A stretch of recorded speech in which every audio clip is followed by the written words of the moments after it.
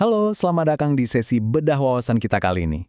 Pernah dengar soal teks kuno tentang altruisme yang benar-benar mendobrak cara kita ngelihat kedermawanan? Nah, hari ini kita bakal bongkar habis-habisan konsep yang luar biasa mempesona ini. Tanpa basa-basi lagi, langsung aja yuk kita mulai.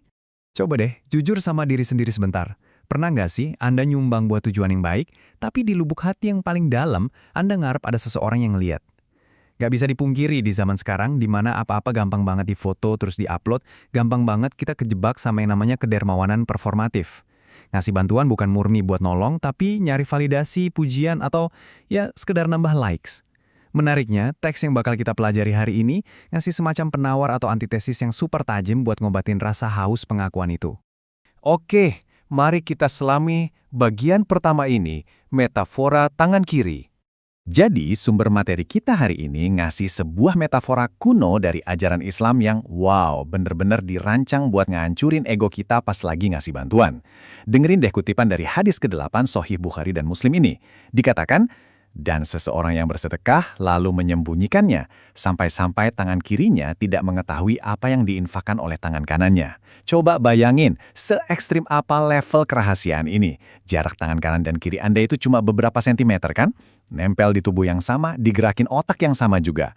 Tapi perumpamaan ini minta salah satu dari mereka dibikin buta, bener-bener nggak sadar sama kebaikan yang dilakuin yang satunya. Ini teman-teman adalah fondasi imajinasi untuk seluruh pembahasan seru kita hari ini. Lanjut ke bagian 2. Makna keikhlasan tertinggi. Terus, pertanyaannya, kenapa sih teks kuno ini pakai perumpamaan anggota tubuh fisik kayak tangan? Disinilah kita ngelihat lompatan makna yang sangat indah. Dari sebuah gerakan fisik, masuk jauh ke ranah spiritual dan batin kita. Mari kita bedah istilah intinya, sedekah sir, atau sedekah rahasia. Intinya ini adalah amal yang dilakuin dengan kerahasiaan mutlak. Tujuannya cuma satu, memurnikan niat. Tindakan ini murni didorong oleh pengabdian ke Tuhan, 0,0% niat buat cari muka atau dipuji manusia. Ini tuh bukti paling puncak dari ikhlas. Dan ikhlas yang sejati itu berarti Anda memberi dengan sangat murni, yang mengharuskan Anda memenangkan pertempuran batin paling berat, yaitu memotong habis hasrat tersembunyi pengen diakui yang sering banget ngumpet di sudut gelap hati kita. Nah, yang paling menarik dari perbandingan di sini adalah gimana kita bisa ngelihat dua sisi mata uang yang beda banget. Di satu sisi, sedekah sir itu ibarat berlian yang flawless, murni tanpa celah. Niatnya benar-benar nggak ternoda, ngasih reward spiritual tertinggi buat si pemberi. Karena ya, murni ditujukan cuma buat Tuhan, bukan buat penonton. Tapi di sisi seberangnya, ada amal publik. Ya, memang pasti tetap bernilai kebaikan, tapi ada resiko fatal yang mengintai, yaitu ria atau pamer. Dengan nutupin amal Anda rapat-rapat dari dunia luar, pada dasarnya Anda tuh lagi ngebangun benteng baja tak tertembus di sekeliling ego Anda. Anda benar-benar melindungi kemurnian niat Anda dari godaan mematikan buat sekedar pamer kebaikan. Masuk ke bagian 3, ketahanan ekonomi spiritual. Gimana sih kebiasaan main rahasia-rahasiaan ini bisa secara struktural ngerubah hubungan Anda sama uang dan materi? Ini dia konsep mind-blowing yang disebut ketahanan ekonomi spiritual. Bayangin deh sebuah jangkar kapal yang kokoh. Amal yang disembunyiin itu persis kayak jangkar yang mengikatkan hati Anda langsung ke sang pemberi rezeki. Orang yang udah terbiasa sedekah diam-diam, mereka punya kesadaran eksistensial kalau keamanan finansial sejati itu bukan diukur dari tumpukan harta yang ditimbun, tapi dari kepercayaan penuh mereka ke Sang Pencipta. Pemahaman batin ini ngebentuk otot ketahanan yang luar biasa.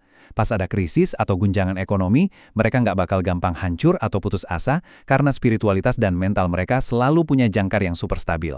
Mari kita geser fokus kita ke bagian 4 dan lihat gimana ini bekerja. Menjaga kehormatan penerima. Dari tadi kan kita banyak ngomongin efeknya buat kita yang ngasih ya.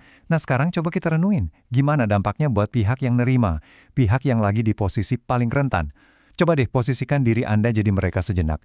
Rasain apa yang mereka rasain. Nerima bantuan di tempat umum, disorot kamera, divideoin, ditonton orang banyak. Kedermawanan yang dipertontonin kayak gini, walaupun mungkin niat awal Anda baik, tetap punya potensi memilukan buat melucuti martabat mereka justru di titik terendah kehidupan mereka. Ada kerentanan emosional yang luar biasa menganga di sana. Tanpa kita sadar, aksi pamer itu bisa aja menggores dan melukai harga diri mereka secara mendalam. Dan di titik inilah sedekah sir maju bertindak sebagai perisai pelindung yang sesungguhnya dan paling mulia. Dia mastiin bantuannya ngalir dan tepat sasaran, tapi benar-benar sunyi senyap. Nggak ada kamera, nggak ada panggung, nggak ada tepuk tangan. Menjaga kerahasiaan transaksi ini tuh representasi dari etika sosial dan kemanusiaan level tertinggi, teman-teman. Saat tangan yang ngasih dirahasiakan, orang yang butuh bantuan ini bisa tidur nyenyak di malam hari dengan perut kenyang, masalah finansialnya sedikit teratasi, dan yang paling penting, tanpa harus sedikit pun ngerasa kehilangan harga dirinya di mata dunia. Kehormatan mereka dijaga seketat kita menjaga rahasia amal itu sendiri. Dan akhirnya kita sampai di kesimpulan, inti hikmah. Jadi, poin krusialnya adalah kalau kita bongkar semua kode dari metafora kuno tentang tangan kiri yang tak menyadari perbuatan tangan kanan tadi, kita dapat 3 hikmah utama yang gampang banget diingat. Pertama, keikhlasan adalah ruh murni dari amal kedermawanan. Tanpa keikhlasan, tindakan itu literally kayak raga tanpa nyawa.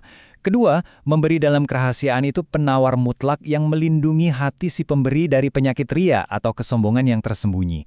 Dan ketiga, tindakan mulia yang gak kasat mata ini berubah jadi tameng kokoh buat menjaga martabat dan kehormatan sang penerima. 3 prinsip yang kelihatannya simple banget, tapi terbukti mampu ngerombak total arsitektur moral kita dalam memandang harta dan kemanusiaan. Nah, buat nutup sesi bedah wawasan kita kali ini, saya mau ninggalin satu pertanyaan yang lumayan menohok buat direnungin, yang semoga terus bergema di benak Anda. Kalau kita dengan sengaja ngasih bantuan terang-terangan supaya dilihat satu dunia, sebenarnya siapa sih yang lagi kita coba selamatkan? Apakah kita benar-benar lagi ngangkat hidup mereka dari keterpurukan? Atau jangan-jangan kita cuma lagi ngasih makan ego kita sendiri yang haus banget sama pujian? Coba dipikir-pikir lagi deh, lumat-lumat apalagi di kesempatan berikutnya saat tangan Anda tergerak buat ngebantu sesama. Makasih banyak udah ngulik wawasan super dalam ini bareng saya hari ini. Sampai ketemu lagi.